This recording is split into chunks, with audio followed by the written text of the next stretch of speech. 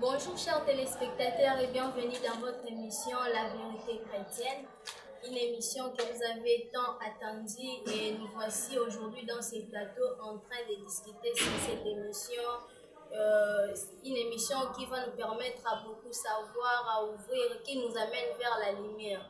Et aujourd'hui nous allons discuter autour d'un thème, Donne-moi cette montagne, avec qui j'ai le plaisir d'accueillir le pasteur Corneille Matouva, qui est un théologien, pasteur de la CBFC Malouda, à qui je salue. Bonjour pasteur. Bonjour pasteur et journaliste en même temps. Merci beaucoup pasteur. En écoutant ce thème, Donne-moi cette montagne. Là nous sommes un peu confus, dirais-je. Est-ce que vous pouvez un peu nous donner quelques éclaircissements à propos de ces thèmes? Lorsque nous écoutons parler de ces thèmes, est-ce que vous pouvez un peu nous éclaircir? Merci pasteur. Premièrement, je bénis le Seigneur. Je rends grâce à Dieu de cette opportunité qu'il nous offre encore d'être en vie cet après-midi, soit cet avant-midi, cela dépend de l'heure à laquelle vous êtes en train de nous suivre dans cette émission. Et je remercie toute l'équipe, la chaîne bien évidemment, qui nous ont offert cette opportunité de partager autour de quelques vérités chrétiennes, comme le dit l'intitulé de cette émission. En fait, quand nous disons « Donne-moi cette montagne », quand même, moi j'aimerais qu'on lise un texte. C'est dans le livre de Josué, chapitre 14 au verset 12. Josué chapitre 14 au verset 12, je lis dans la version Louis Seibo. Donne-moi cette montagne dont l'Éternel a parlé dans ces temps-là, car tu as appris alors qu'il s'y trouve des Anakim et qu'il y a des villes grandes et fortifiées. L'Éternel sera peut-être avec moi et je le chasserai comme l'Éternel a dit. Quand on dit donne-moi cette montagne, c'est en même temps une demande, en même temps un souhait, mais c'est en même temps une prière qu'une personne est en train de reformuler. La personne, bien évidemment, s'appelle Caleb. Caleb était parmi des fervents disciples et soldats de Moïse, Sorotali, depuis l'Égypte. Si la terre promise, il y a seulement 2 personnes qui ont commencé de l'Égypte en Canaan, c'est Josué et Caleb. Alors Caleb, en arrivant sur la terre promise, le pays qui coule le lait et le miel, le pays par lequel l'Éternel avait promis à Abraham de donner à son peuple, et il est en train de demander à Josué, qui était le leader, à essayer, donne-moi cette montagne. Parce qu'il avait déjà la prophétie sur cette montagne, et la montagne qu'il est en train de demander, c'est la montagne d'Hébron. Si vous rentrez dans la Torah, dans le Pentateuque, vous allez comprendre que quand Moïse avait envoyé les espions, afin d'explorer, espionner la terre promise, il y avait des types de réponses. Il y a Josué et Caleb qui ont rapporté une vérité, il y a les autres aussi qui ont rapporté d'autres vérités. Alors quand espionner Kimboka, alors Caleb avait déjà su comprendre qu'il y a une montagne là-bas, il y a un lieu, il y a un territoire dont moi j'ai déjà marqué, j'ai déjà la Tébassim Nangaï, Oyo, Narokende, tant au côté d'un pays en haut. Je vais demander que cette montagne soit ma montagne. Voilà, quand nous parlons à quelque peu de mots pour l'introduction de notre mission, donne-moi cette montagne, c'est une demande, c'est une prière, et c'est un souhait qu'une personne est en train de demander à un maître, à un supérieur. C'est une demande, c'est un souhait. Bon, pasteur, parlons de Moïse. J'ai écouté, vous avez parlé de Moïse. Que direz-vous aux gens qui pensent que donc la montagne, c'est un lieu de révélation en se référant de Moïse, disant que Moïse avait reçu les commandements sur la montagne, tout et tout. Si vous pouvez un peu nous aider à comprendre cela, parce qu'il y a encore les gens qui sont dans des confusions à ces points-là. En fait, si nous lisons dans la Bible, il faut que nous restions dans les contextes. Parce que la montagne a beaucoup d'explications dans la Bible. La montagne peut expliquer des obstacles. La montagne peut expliquer un lieu. Partant de Moïse, donc, vous allez comprendre qu'il a eu la révélation de la loi sur la montagne. Il était sur la montagne afin de combattre les Amalécites, Amalek. Donc il y a beaucoup vraiment des explications. Alors là, il faut rester dans un contexte pour comprendre ce que c'est une montagne et que ce qu'une montagne peut représenter dans la Bible, dans la vie d'une personne, dans l'Église et même dans la nation. Mais dans notre contexte, lorsque nous parlons de la montagne, nous parlons de la montagne comme étant un territoire, comme étant une zone d'influence où une personne est appelée à influencer. Parce que, j'ai dit ça dans mon introduction, la montagne que Caleb demande, c'est la montagne d'Hébron. Si nous lisons d'une manière géographique, nous allons comprendre qu'est représentée la montagne d'Hébron dans la vie d'Israël. C'était une montagne qui était au centre, entourée de beaucoup de montagnes.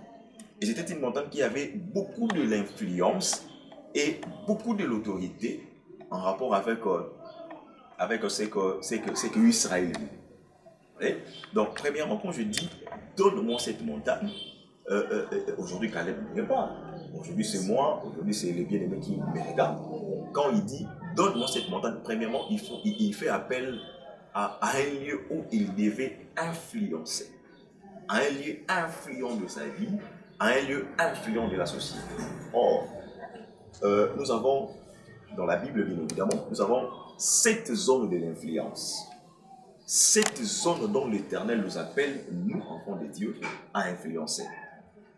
L'Apocalypse le dit bien, l'Apocalypse s'appelle d'ailleurs le 7 montagnes de l'Éternel. Ça en est 7. Alors, premièrement, l'Éternel nous appelle quand je dis donne-moi cette montagne, je suis appelé à influencer. Première montagne, c'est la montagne de la famille. Donc, chaque enfant de Dieu est appelé à influencer, à demander Seigneur, donne-moi la montagne de ma famille. Parce que, qu'est-ce que nous ne voyons pas aujourd'hui dans les familles? Il y a des familles qui sont divisées. Il y a des familles qui vivent dans des désolations, la dépression, dans la sorcellerie, toutes ces histoires. Donc, nous sommes appelés à demander Seigneur, donne-moi la montagne de ma famille. Deuxièmement, l'Église est appelée à demander une montagne, c'est la montagne de la religion. Aujourd'hui, que dirions-nous de la religion à la place? Que dirions-nous de l'Église? Qu'est-ce que nous ne voyons pas? Beaucoup de doctrines secondaires, beaucoup de mauvaises prophéties, beaucoup des hérésies doctrinales, beaucoup de choses qui sont entrées dans l'Église aujourd'hui. Donc nous, les leaders, on a l'obligation de demander, Seigneur, donne-moi la religion. L'Église a besoin de demander une troisième montagne pour influencer. C'est ce que moi j'appelle la montagne de l'économie. La montagne de l'économie. Aujourd'hui, beaucoup de finances des enfants de Dieu sont bloquées. Aujourd'hui, l'économie des enfants de Dieu, où sont les économistes? Où sont les chrétiens qui peuvent influencer cette zone, cette domaine de l'économie? L'économie de notre pays n'en parle même pas. Quand je parle de l'économie, je parle des affaires. Est-ce qu'on peut avoir aujourd'hui des chrétiens qui font des affaires? On a comme l'impression que le monde des affaires sont réservés à ceux-là, pas à nous l'Église. Quand il dit donne-moi cette montagne, il parle de la politique. Une autre montagne. Pasteur, journaliste, est-ce qu'aujourd'hui on peut avoir l'Église qui peut influencer comme des Daniel? Un homme influent dans la religion, mais un homme influent aussi dans la politique. Je bénis le Seigneur aujourd'hui parce que nous avons une ministre de la jeunesse qui est pasteur. On compte, nous y croyons réellement qu'elle va influencer aussi la politique dans ces domaines. Quand il dit donne-moi cette montagne au-delà de la politique, il est en train de voir que Seigneur, j'ai besoin d'influencer non seulement dans ma famille, non seulement dans les affaires, non seulement dans la religion, non seulement dans la politique, mais il a aussi besoin qu'il influence dans les domaines que moi j'appelle le média. Je bénis Dieu parce que vous êtes journaliste et présentatrice de l'émission Vérité chrétienne. Qu'est-ce que nous ne voyons pas aujourd'hui dans les médias? Est-ce que les chrétiens ne peuvent pas influencer le média? Aujourd'hui, il y a beaucoup de choses. L'Internet, la télé. Est-ce qu'on peut avoir des chaînes de télévision chrétiennes? Mais pardon, pasteur, il y a souvent des gens qui disent que quand il n'est pas sur place là, il voit les mal de cet endroit en fait. Mais lorsque lui-même il sera là, c'est comme l'ancrage. Quelqu'un est en train de... Donc, l'endroit influence la personne, au lieu que la personne influence l'endroit. Moi, je crois que Dieu nous appelle, je venais de le dire tantôt, Dieu nous appelle à influencer un domaine et non que le domaine en soit plus nous influence. On a des enfants de Dieu aujourd'hui qui sont sur Internet avec du TikTok, des réseaux sociaux, dirais-je. Mais qu'est-ce qu'ils en ont fait?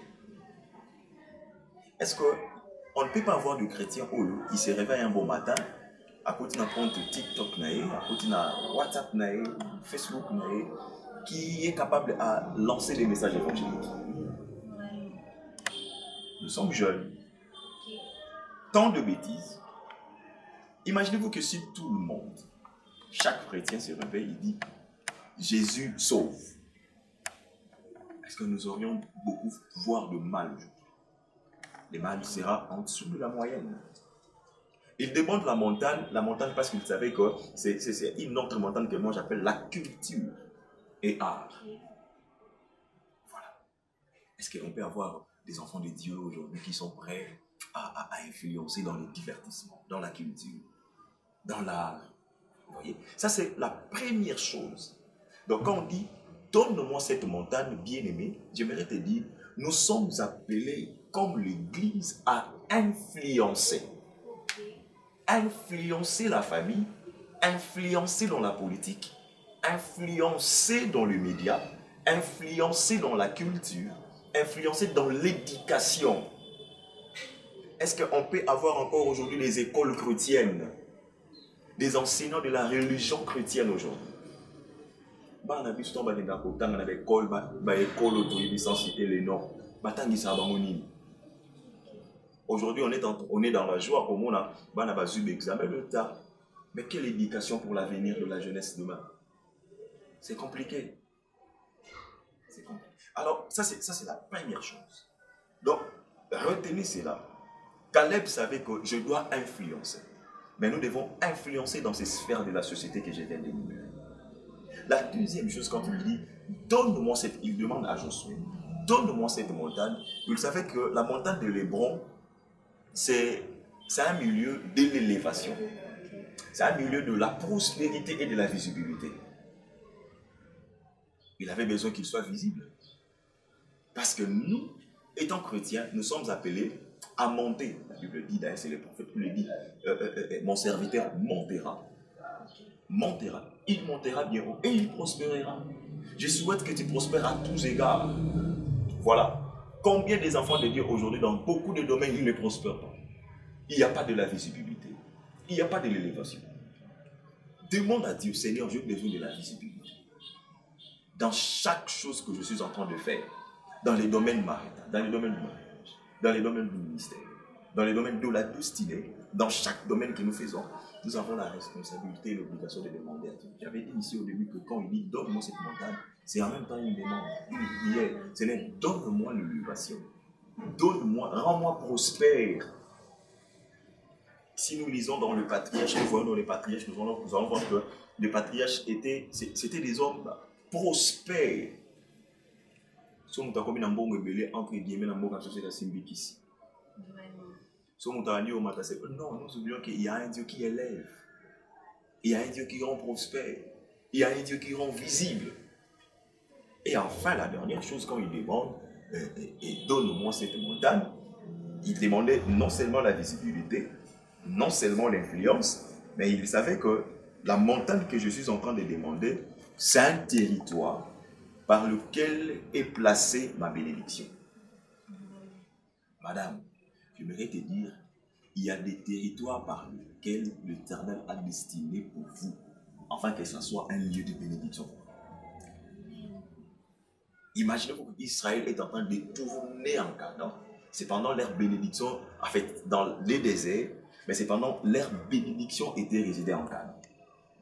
Ils en ont fait 40 ans dans les déserts. Donc 40 ans, il n'y a pas si, il n'y a pas mal. C'est pendant que leur bénédiction est en Canaan. Mais pasteur, tout à l'heure, vous venez de parler de l'influence. Que pourriez-vous dire aux gens qui pensent que s'il va quelque part, comme dit cet adage, aussi, donc suit ces mêmes rythmes-là. Que direz-vous à ces gens-là? Je crois que il faut placer les choses dans leur contexte. Batamokili Balobi, c'est quelque chose que j'aime dire aussi. C'est au monde va pour la droite, si on peut former à la droite. C'était dans quel contexte? Imaginez-vous que je pars dans un endroit où ici il y a toujours des occultistes. Toi, si tu es obligé à être occultiste, parce que je suis bien à la droite. Non! Quand on dit l'influence, n'a ici qu'on va bien pour la droite, je m'adapte, mais je ne suis pas là comme eux. Moi, je suis venu en mission pour leur convaincre qu'il y a quelque part où est placée votre bénédiction. Je ne suis pas dans l'obligation d'y rester là, mais j'ai l'obligation de ramener les enfants des Dieu. En fait, ramener les hommes, influencer les jeunes, influencer l'église et la famille à comprendre réellement qu'il y a quelque part qui est prévu pour la parole. Je suis appelé à influencer les lieux, à influencer les gens de ma génération. Je vais ouvrir une parenthèse et je vais la refermer rapidement. Nous sommes en train de parler sur le monde de l'influence. Il y a une personne que j'aime dans la Bible. Je venais de le citer ici, il s'appelle Daniel. Daniel est arrivé à Babylone. La Bible dit pendant que beaucoup de gens mangeaient de la viande, mais lui s'est décidé. Il dit non, moi je ne mangerai pas de la viande. Il mangeait que des légumes. Mais que faisait Daniel? La Bible dit il priait 3 fois le jour en direction de Dieu. Mais c'est un homme influent parce qu'il savait que pour influencer dans ces domaines que je suis, je dois garder ma discipline. Vraiment. Garder ma ligne de conduite. Et je ne dois pas vivre comme eux. Je ne dois plus manger comme eux. Aujourd'hui, nous sommes mélangés.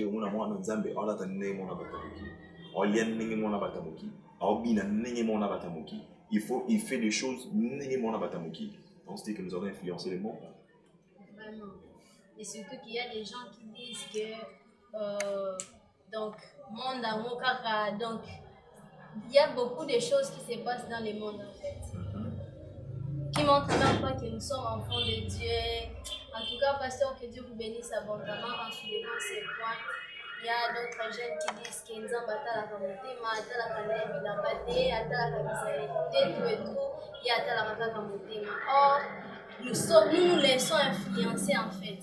Ce n'est pas que nous influençons les mondes, mais les mondes nous influencent. Merci beaucoup, pasteur, de soulever ces points. Mais parlons de cette montagne, donne-moi cette montagne. J'aimerais savoir, qu'en est-il pour les gens qui partent prier dans des montagnes, chercher Dieu, et ils pensent que s'ils partent seulement dans cette montagne-là, ils trouveront la solution, c'est là qu'ils trouveront tout. Il préfère même aller faire autant de jours là-bas, abandonner tout. Il voit même que son église, donc Dieu n'est pas là, donc il doit toujours aller chercher Dieu dans des montagnes. Que direz-vous à ces gens-là? Je crois que l'émission s'appelle la vérité chrétienne. J'aimerais répondre en se basant sur le texte biblique. En fait, prier dans une montagne n'est pas du tout mauvaise. Non. Parce que c'est une pratique qui se faisait beaucoup plus dans l'Ancienne Alliance, l'Ancien Testament, où Dieu était localisé. C'est-à-dire que localisable, on peut localiser Dieu qu'ici. Genèse chapitre 22, Abraham est en train de dire au serviteur et à son fils, allons-y dans cette montagne, afin que nous puissions adorer l'Éternel. Mais écoutez ce que Jésus dit dans Jean chapitre 4. C'est une discussion entre la femme samaritaine. Jésus dit, l'heure est venue, et où les vrais adorateurs adoreront le Père en esprit et en vérité. C'est-à-dire, il n'y en aura plus de moments où nous allons partir dans cette montagne pour adorer l'Éternel.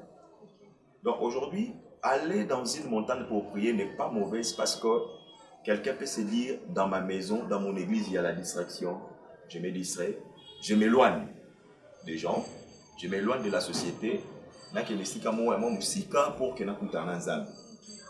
mais aujourd'hui, la présence du Seigneur ne se réside pas forcément sur les montagnes. La Bible dit, si vous avez un problème, entre dans ta chambre, ferme ta chambre, réfléchis tes genoux, demande au Père et il va te répondre. Donc, même dans un lieu le plus éloigné de la création, je peux vous choquer. Même si vous êtes dans une toilette, et que vous priez l'Éternel, il écoutera votre prière. Vraiment. Ouais, même si vous êtes dans votre chambre à coucher, même dans votre bureau, même pendant que nous sommes ici, on peut demander quelque chose, on peut prier. Okay. La présence du Seigneur est partout. Ce n'est pas que dans les montagnes. Okay. Donc je peux répondre en un mot, comme ça.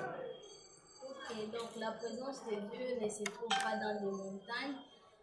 On peut chercher Dieu partout, même sous l'arbre, on peut chercher Dieu, même dans ta chambre, même dans la toilette en fait. Tu peux chercher Dieu là-bas. Si tu pries seulement, tu te concentres, Dieu sera là. Alors pasteur, il y a beaucoup de gens, mes très chers téléspectateurs qui sont là en train de nous suivre, qui se réfèrent à Jésus en fait. Il y a ceux qui disent que non, Jésus montait dans des montagnes, Jésus priait. Que direz-vous à propos de ces gens-là? Se référer à Jésus n'est pas du tout mauvais parce que c'est lui notre modèle parfait. Okay. Comme je venais de le dire, aller dans des montagnes, c'était une pratique de l'Ancien Testament. Rappelons-nous que Jésus a vécu sous la loi. Mais sous la grâce, la présence du Seigneur est partout. J'insiste et j'aurais dit, aller dans une montagne n'est pas du tout mauvais. Le pasteur a dit mais parce que nous avons compris que peut-être il y a une distraction ici quand on voulait. Peut-être pour nous, ça tellement concentré, il faut qu'il mais c'est nous qui ramenons. La Bible dit d'ailleurs, ne savez-vous pas que votre corps est le temple de l'Esprit? Donc moi, je suis déjà une montagne. Vraiment. Où réside la présence du Seigneur. Donc quand je pars dans la montagne, c'est moi qui amène l'Éternel, c'est moi qui amène la présence de Dieu là-bas. Et non, il y a la présence là-bas. C'est comme ça que je peux répondre. Alors, pasteur, parlons de la religion.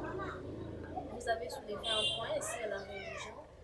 Lorsque vous avez parlé, j'aimerais un peu savoir par rapport à ce qui se passe aujourd'hui dans les églises, ce qui se passe, les gens critiquent même les églises en fait.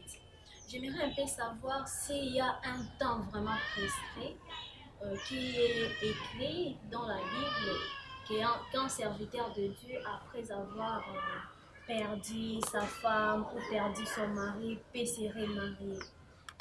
Ah, ça c'est une question d'actualité, mais j'aimerais l'aborder dans deux sens, deux axes. Le premier, pour répondre à votre question, il n'y a pas un verset qui dit noir sur blanc qui limite les temps de mariage en cas de décès d'un partenaire. Non. La Bible ne le dit pas. Il faut te marier après une année, après 2 mois, après 3 mois. Non. La Bible dit seulement que du moment où votre partenaire est décédé, et quand on prie, on fait l'acte de désengagement, vous êtes libre. Donc, tu peux te marier le lendemain de l'enterrement. Tu peux te marier après 1 mois, après 2 mois, après une année, même après 10 ans. Cela dépend de vous, cela dépend de votre manière de voir les choses. Mais est-ce que cela ne va pas poser vraiment de l'incompréhension, des inconvénients dans la société, même aux gens à qui nous sommes dans l'église, dire que le pasteur a perdu, il n'avait pas l'amour pour sa femme, il n'avait pas l'amour pour son mari. Donc, est-ce que vous pouvez un peu nous aider parce que nous avons un peu des inquiétudes à propos? En tout cas, l'amertume d'une personne, c'est la personne en soi qui connaît les temps qu'il est en train de traverser et d'endurer. Certes, nous sommes bantous, ça peut léser les uns, ça peut léser les autres, mais la personne en soi, lui-même, il est maître de sa vie, maître de ses décisions. Peut-être qu'il le fait pour en oublier quelques soucis qu'il en avait d'autres fois, mais peut-être aussi il n'est pas pu se sentir mieux en vivant seul. Madame, je suis pasteur. Je connais comment est-ce que les pasteurs sont en train de subir de pression. De partout. Pression de partout. Alors pour résister à la pression à bon mot, alors quelqu'un peut se sentir mieux en sécurité, vous allez accompagner avec un partenaire ou une partenaire. Donc si vous trouvez un verset, non, il n'y a pas un verset. Il n'y a pas quelque chose qui est écrit noir sur blanc dans la Bible qui délimite le temps. La Bible dit, que quand vous êtes en train de vous unir, c'est jusqu'à la mort. C'est la mort qui nous séparera. Alors quand la mort intervient, On se sépare. on se sépare. Vraiment. On se sépare. En tout cas, alors pasteur, est-ce que cela ne peut pas aussi avoir des inconvénients dans la société? Cela ne peut pas influencer la société, dire que les pasteurs même, les serviteurs de Dieu, après la mort, ils se remarient sans même avoir la patience en fait. C'est ce que je venais de dire. La personne en elle-même, il sait comment est-ce qu'il peut gérer ses émotions. Une personne peut gérer ses émotions en se remariant parce qu'il se sent mieux. Il va se sentir mieux. Mais l'autre personne se dira, bon, je passe mon deuil, je vais faire 2, 3, 4, 5, 10 ans. Ça ne peut pas, bon, selon mon entendement, ça ne peut pas nous influencer d'une manière négative. Non, non, non. On peut soutenir. Il y a des autres qui peuvent dire que, ah, c'est que tu courtisais déjà cette personne. Tu avais déjà des yeux de l'influence sur elle, voilà pourquoi on est osé la caravane. Non, non, non, non. Ça, c'est notre lecture et notre manière de voir. Moi, je crois que ça ne peut pas nous déranger, ça ne peut pas nous influencer d'une manière négative. Ça ne peut pas bouger nos foi. Non, non, non, non. En fait, notre foi n'est pas basée sur les hommes. Mais notre foi est basée en Jésus-Christ. Parce qu'il y a les gens qui pensent que le pasteur est l'exemple de plus. Mais c'est ce que je venais de dire. Je suis l'exemple, voilà pourquoi je ne peux pas passer beaucoup de temps dans les deuils. Vraiment. Pasteur, parlons un peu de la montagne de la politique. Parce qu'aujourd'hui, nous constatons qu'il y a beaucoup de pasteurs, des serviteurs de Dieu qui sont maintenant dans la politique. Et qu'est-ce que vous pouvez un peu nous parler à propos? En fait, la politique de ma nation, la politique de mon pays, soit la politique dans son ensemble, c'est un domaine vraiment glissant. Et surtout quand je vois comment est-ce que les hommes politiques de mon pays se comportent. Les politiciens congolais, ils voient que leurs intérêts. Dans ancien ministre Mokwa Longwe, Bayambi est dans un plateau quelconque, le mandat est négatif. Eux tous, leur mandat est toujours positif. Mais maintenant, quand nous voyons cette positivité dans la vie de la société, nous sommes quand on a la réponse. Alors quand je parle de l'influence, nous, parce que le gouvernement soumet nous à deux, il y a une consoeur qui est pasteur, ministre de la jeunesse, nous sommes appelés à influencer. Mais malheureusement, nous allons voir, et nous les enfants de Dieu, et nous les hommes de Dieu, nous les hommes de l'Église, qui s'intègrent dans la politique, vous allez voir que quelqu'un qui est enfant de Dieu politicien, mais détournement. En tout cas, la politique de ma nation va mal. On en a mal de voir cette manière de faire les choses. Et ça saute aux yeux. De voir, je suis jeune, de voir comment est-ce que les jeunes d'aujourd'hui sont basés dans la délinquance, dans le banditisme urbain. Voilà. Ça, en tant qu'homme de l'Église, pour faire des analyses et la lecture politique, en tout cas l'influence politique aujourd'hui au Congo, ça nous influence mais à mal. Quelqu'un qui part en politique, non pas pour influencer la société, mais pour influencer sa famille. Changement total. Comme la voiture, les politiciens c'est la normalité, ils contre-sens. Et ils nous inspirent pas confiance. Tu vois, quelqu'un peut s'intégrer dans la politique, mais pour éviter non, aujourd'hui, il y a des gens qui sont des ministres éternels.